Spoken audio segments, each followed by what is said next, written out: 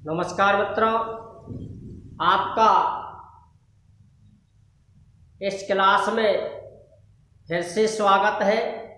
आज हम आपके लिए वाक्य कैसे बनाएं, हिंदी से संस्कृत में रूपांतर चेंजिंग वाक्य परिवर्तन कैसे करें, अर्थात हिंदी वाक्य को संस्कृत वाक्य में किस प्रकार से बदलें, ये आपको आज हम सिखाकर छोड़ेंगे। मात्र आप कुछ ही समय में, कुछ ही मिनटों के अंदर आप वाक्य बनाना सीख सकते हैं। ये हम आपसे दृढ़ विश्वास के साथ कहते हैं कि आप अपनी नज़र बनाए रखें। आप कुछ ही समय में वाक्य रचना सीख सकते हैं। मित्रों, ये जो वाक्य रचना है ना, ये ही व्याकरण की, चाहे वो हिंदी व्याकरण हो, चाहे वो संस्कृत व्याकरण हो और चाहे वो इंग्लिश की ग्रामर हो, ये वाक्य जो रचना है यही व्याकरण की धुरी होती है। वाक्य रचना जिस विद्यार्थी की मजबूत होती है उसकी व्याकरण भी मजबूत होती है, क्योंकि वाक्य रचना में सेंटेंस बिल्डिंग में हमें सभी व्याकरण के जितने भी बिंदु होते हैं उन सभी बिंदुओं को समझना होता है, सभी बिंदुओं का उसमें समावेश करना होता है।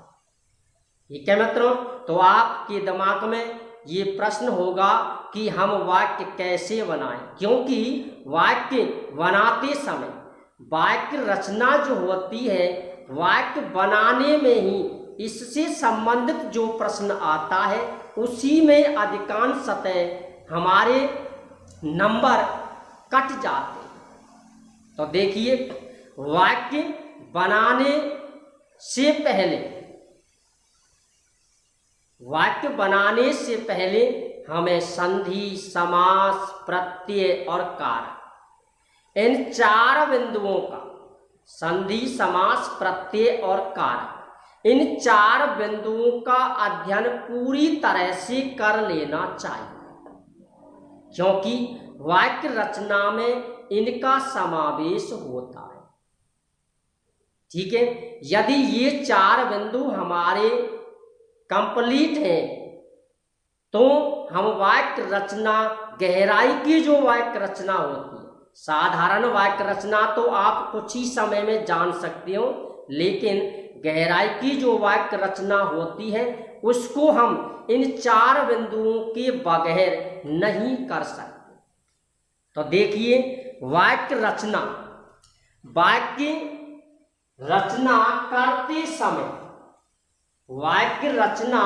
करते समय आपको किन किन बातों का ध्यान रखना है, ये प्रश्न सबसे पहले हम प्रारंभ करते हैं लकार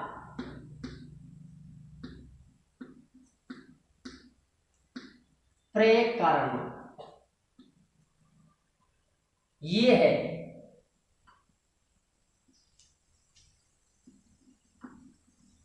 काल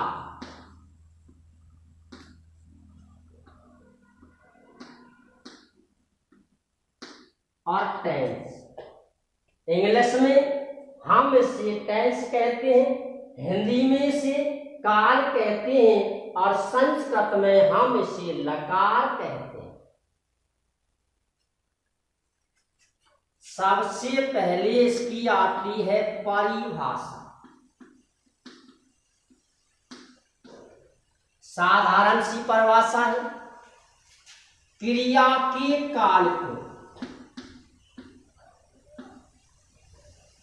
क्रिया के काल को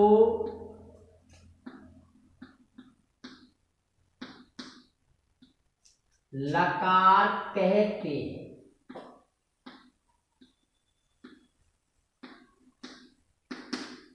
क्रिया के काल को हम लकार कहते हैं। क्रिया की परिभाषा ये की है, आप किसी भी तत्व की किसी भी बिंदु की यदि विद्वान परिभाषा देता है तो उसको कहने का जो ढंग होता है वो अलग होता है, लेकिन अर्थ जो निकलता है वो अर्थ सभी का समान अर्थ निकलता है। ठीक है मित्रों, क्रिया के जिस रूप से या अंश से, क्रिया के जिस रूप से या अंश से किसी कार्य का करना या होना पाया जाता है। क्रिया के जिस रूप से या अंश से किसी कार्य का करना या होना पाया जाता है उसे हम टेंस कहते हैं। ऐसा इंग्लिश के विद्वान कहते हैं। एक ही बात है, क्रिया से जिसका करना या होना पाया जाता है उसे ही हम लकार कहते हैं, अर्थात क्रिया के काल को हम लकार कहते हैं। हिंदी में उसे काल कहते हैं, इंग्लिश में उसे टेंस कहते हैं। इंग्लिश में टेंसों की जो संख्या है वो है 3, कालों की जो संख्या है वो भी है 3, कालों की जो संख्या है वो भी है 3, लेकिन लकारों की जो संख्या है, लकारों की जो संख्या है वो होती है 10, लेकिन मुख्य जो लकार है उनकी संख्या है 5। संस्कृत में लकार 10 प्रकार के होते हैं, लेकिन अध्ययन की दृष्टि से, किसकी दृष्टि से? अध्ययन की दृष्टि से 5 लकारों का ही अध्ययन किया जाता है। इन 5 लकारों को ही मुख्य माना जाता है। जैसे नंबर 1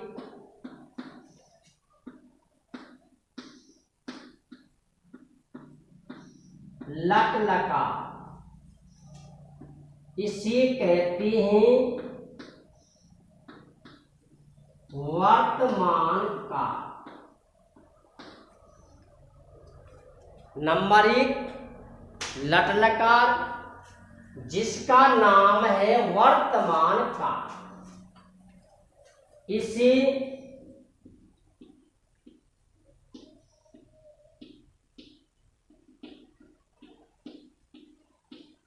इंग्लिश में प्रेजेंट टेंस के नाम से जाना जाता है।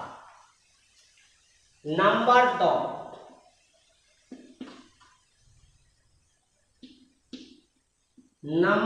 2 है भूतकाल। संस्कृत में इसका नाम है लंग लकार।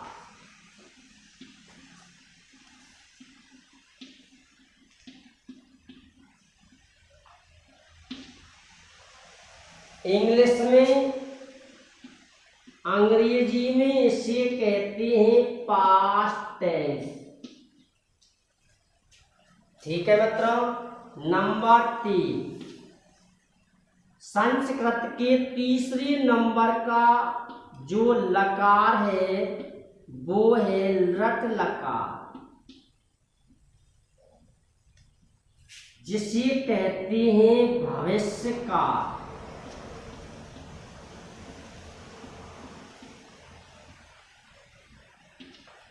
ठीक।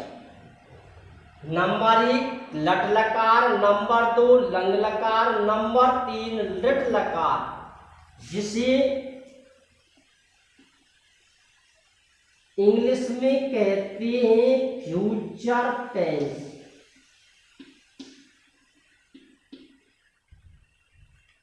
अब देखिए नंबर 4,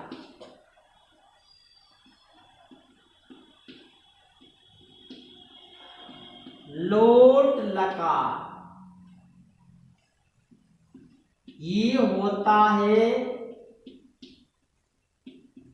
आज्ञार्थक काल। आज्ञा देने वाले वाक्यों में लोट लकार होता है। जिन वाक्यों में आज्ञा दी जाती है उन वाक्यों में लोट लकार होता है। नंबर 5 है विधि लिंग लकार। ये चाहिए के अर्थ में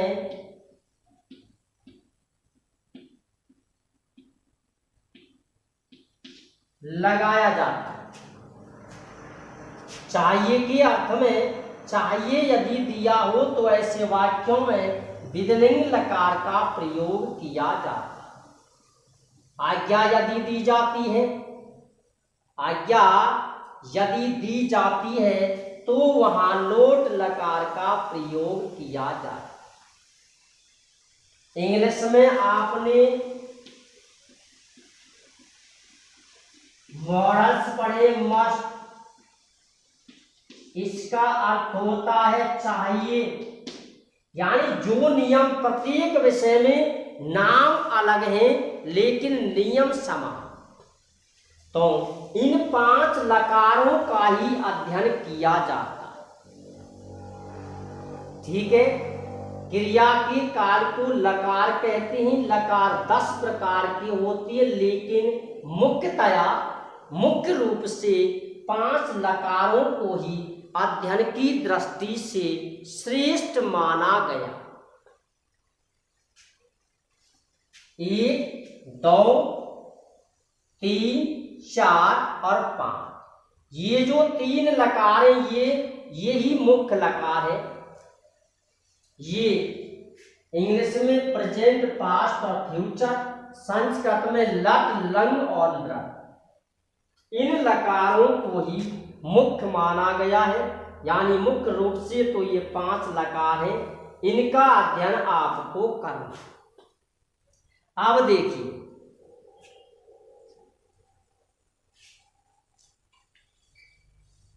कि हम वाक्य बनाते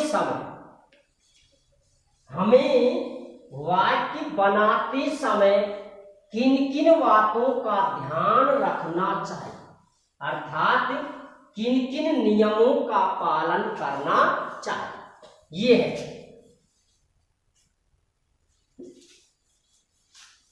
नंबर 1। सबसे पहले तो हमें वाक्य की पहचान देखनी चाहिए कि वाक्य किस लकार का है।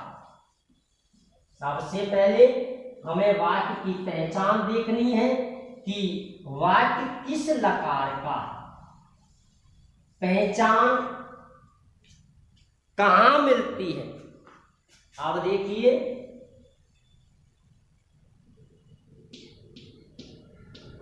वाक्य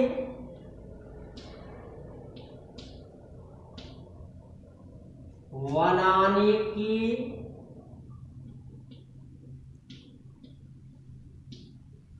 नियम।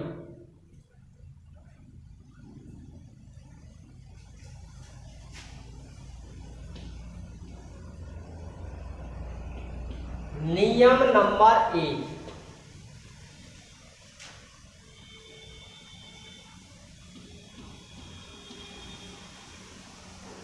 वाक्य की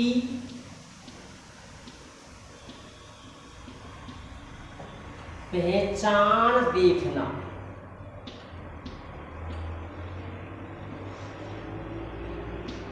सबसे पहले हमें वाक्य की पहचान देखनी है। वाक्य बनाते समय सबसे पहले जो हमें देखना है वो देखना है कि वाक्य किस लकार का है। क्या देखनी है? पहचान। अब ये जो पहचान मिलती है ये मिलती है वाक्य के अंत में।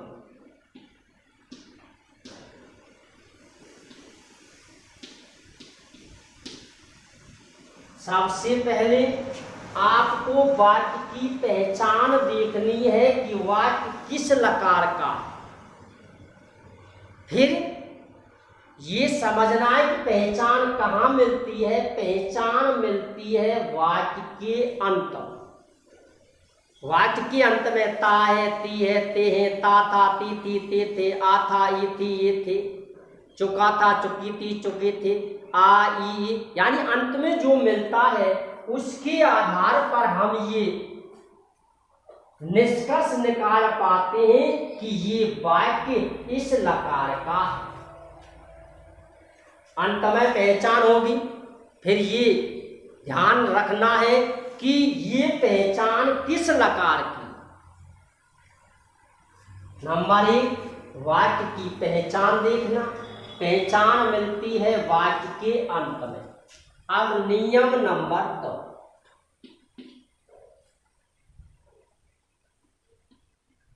जिस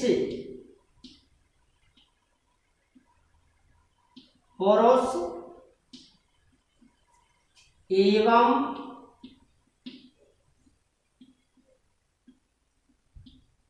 वचन का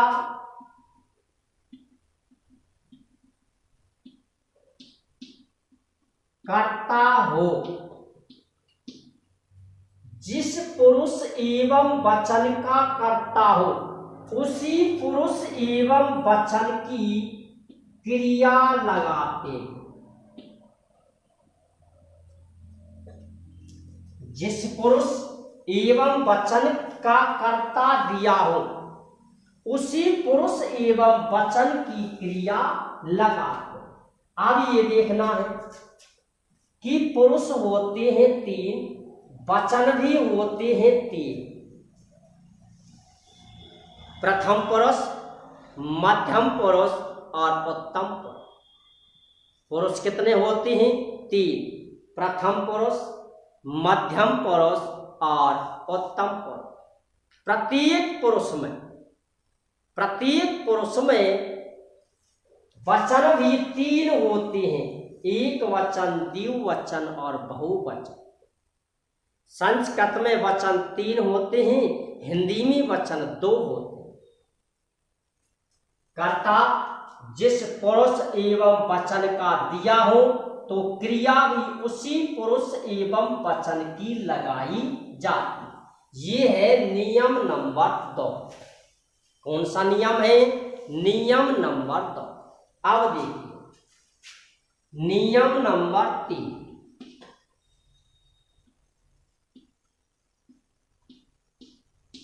कर्तृवाच्य के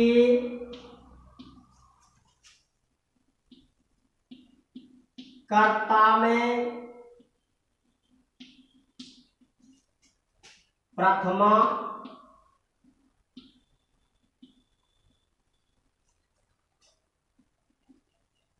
कर्म में द्वितीया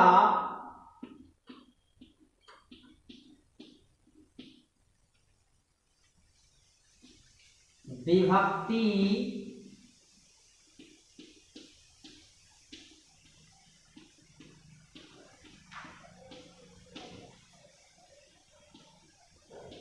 लगाते हैं। ये है नियम नंबर 3।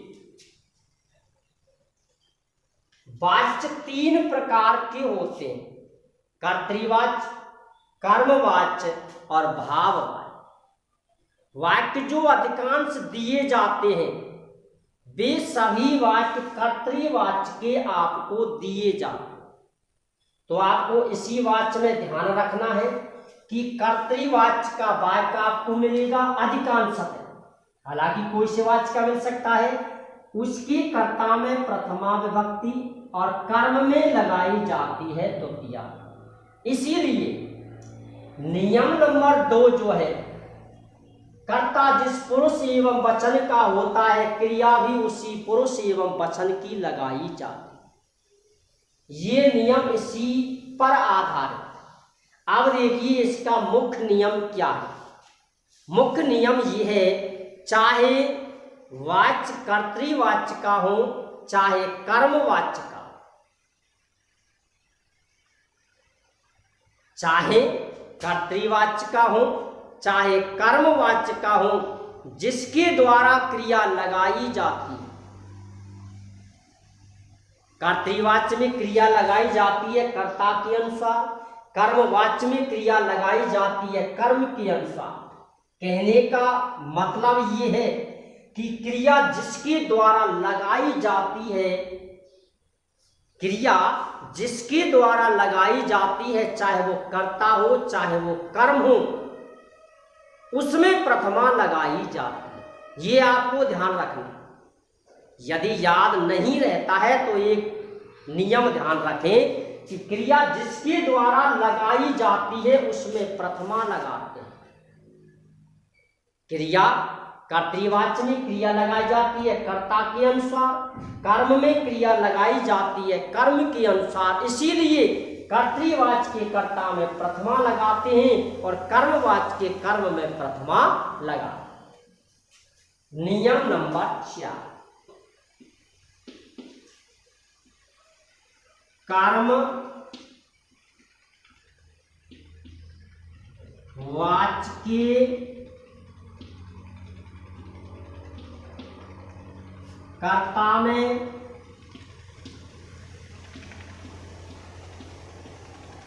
तृतीया और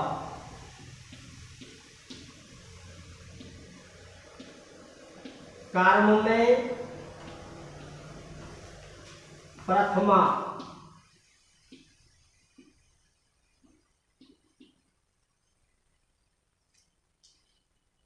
लगाते।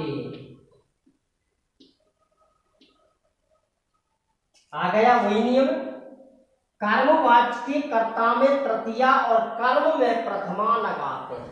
अब देखिए मैंने ये नहीं लिखा है क्रिया कर्म के अनुसार लगाई जाती है, क्रिया कर्ता के अनुसार लगाई जाती है, क्योंकि मैंने आपसे कहा है कि क्रिया जिसके द्वारा लगाई जाती है उसमें प्रथमा होती है। तो देखिए इसमें प्रथमा किसमें है, कर्म में, इसलिए क्रिया लगाई जाएगी कर्म के अनुसार। क्रिया किसके अनुसार लगाई जाएगी, कर्म के अनुसार। इसके कर्ता में प्रथमा है इसलिए क्रिया लगाई जाएगी कर्म के अनुसार। यस्मिन वाच्य कर्म नास्ति, जिस वाच्य में कर्म नहीं होता है उसमें हमेशा क्रिया प्रथम पुरुष एक वचन की लगाई जाती है। किसमें, कर्मवाच्य। अब देखिए नियम नंबर 5,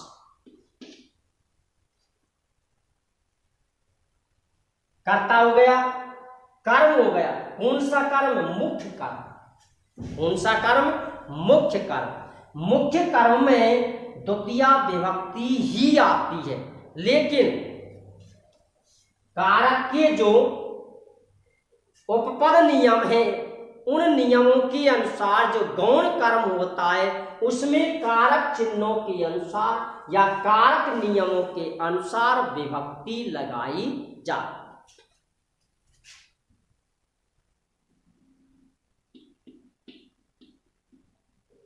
गौण कर्म में कारक नियम का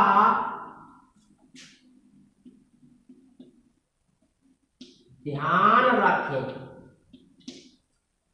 जो गौण कर्म होता है उसमें जिस कारक का नियम लगा हो उसी कारक की विभक्ति लगाई जाती है। ये है नियम नंबर 5। कौन सा नियम है, नियम नंबर 5। नियम नंबर 6, यदि दो या दो से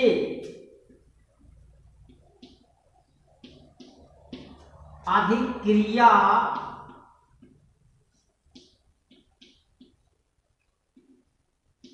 दी हुई हो तो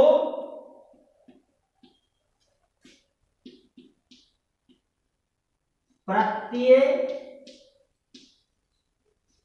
नियम का पालन करें। इसका मतलब है कि यदि वाक्य में बहुत से वाक्य ऐसे होते हैं जिनमें दो या दो से अधिक क्रियाएं दी हुई हो तो उनमें किसी ना किसी प्रत्यय का प्रयोग किया जाता है। जिस प्रत्यय का नियम लगता है उसी प्रत्यय को उस क्रिया में लगाइए। लेकिन हमेशा ध्यान रखिए, जब दो या दो से अधिक कोई भी नियम के अनुरूप, चाहे क्रिया हो, कर्ता हो या और कोई भी पहचान हो, संधि हो, समास हो, कोई भी व्याकरण का कोई भी बिंदु हो, जब दो या दो से अधिक वस्तुओं पर कोई नियम लगता है तो वो नियम अधिकांशतः पहली वस्तु पर वो नियम लगता है। तो दो या दो से जब ज्यादा क्रियाएं दी हुई होती हैं तो कारक प्रत्यय जो नियम लगता है, कारक से संबंधित जो नियम लगता है वो अधिकांशतः पहली क्रिया में नियम लगता है, क्योंकि दूसरी जो क्रिया होती है वो तो उसकी मुख्य क्रिया होती है। ठीक है। अब नियम नंबर 7। नंबर 1, सबसे पहले आप वाक्य की पहचान देखिए कि अमुक वाक्य किस लकार का है। उसके बाद उसके कर्ता पर नजर रखिए। कर्ता जिस पुरुष एवं वचन का होता है, क्रिया उसी पुरुष एवं वचन की लगाई जाती है।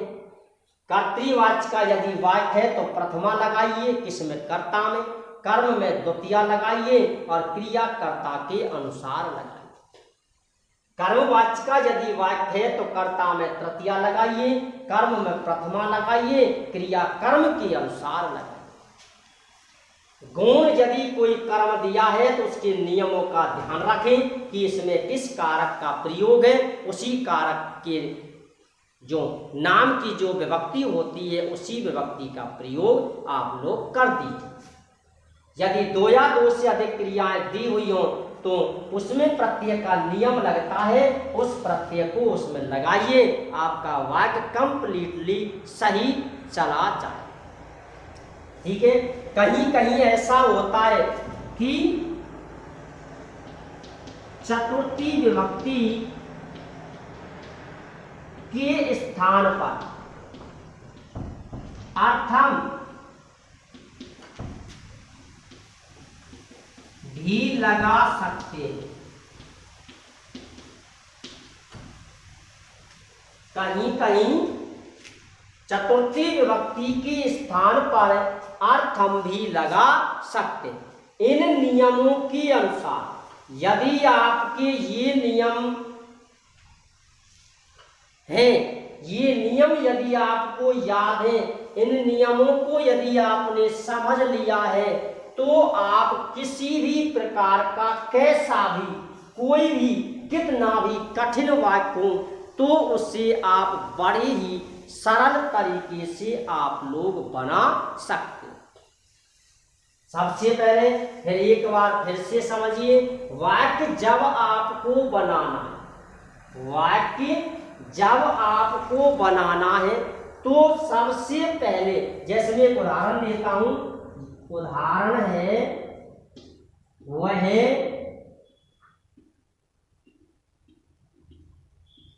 जयपुर जाता है।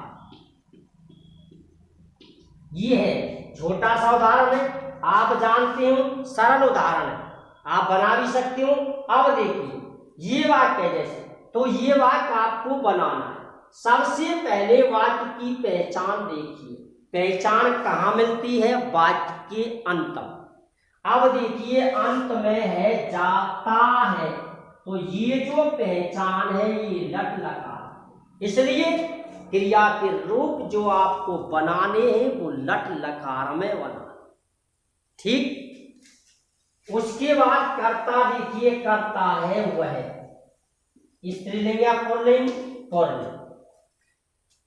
कर्ता में प्रथमा लगा दी, कर्ता है प्रथम पुरुष का, तो क्रिया भी प्रथम पुरुष की लगेगी। कौन से लकार में? लट लकार। कौन से लकार में? लट लकार में। तो इसका बनेगा गच्छ। अब क्या बचा? मुख्य कर्म। पहचान की बगल में मिलती है क्रिया और क्रिया से पहले मिलता है मुख्य कर्म। मुख्य कर्म है इसमें जय। विभक्ति कौन सी लगेगी? द्वितीया। सह जयपुरम गच्छति, सह जयपुरम गच्छति। तो आप इन नियमों के अनुरूप, इन नियमों से आप कितने भी वाक्य बना सकते हो, कितना भी कठिन वाक्य हो उसे आप बना सकते हो। एक नियम और है इसमें, क्रिया के रूपों का, क्रिया के रूपों का ध्यान रखें। कौन से रूप? देखिए, परस्मय पद, आत्मनेय पद और अव्ययी पद, यानी अव्यय पद। क्रिया के रूप तीन प्रकार से बनाए जाते। अधिकांशतः जो आजकल का जो नियम है उसमें आत्मनेय पद को समाप्त कर दिया है। एक लट लकार में ही आत्मनेय पद का अध्ययन किया जाता है, अन्य लकारों में इसका प्रयोग हटा दिया। तो क्रिया के रूपों का विशेष ध्यान रखें। क्रिया के रूप तीन प्रकार से बनाए जाते हैं, जिनका अध्ययन हम अगली क्लास में आपके लिए अवश्य करेंगे। परस्मय पद, आत्मनेय पद और अव्यय पद। ठीक है मित्रों, इस प्रकार से इन नियमों को आप लिखें, इनका अध्ययन करें और गहराई से इन्हें पढ़ें। इनके बाद आप वाक्य रचना कीजिए। आपको वाक्य रचना करने में कहीं पर भी कोई समस्या नहीं है। जय हिंद, जय भारत।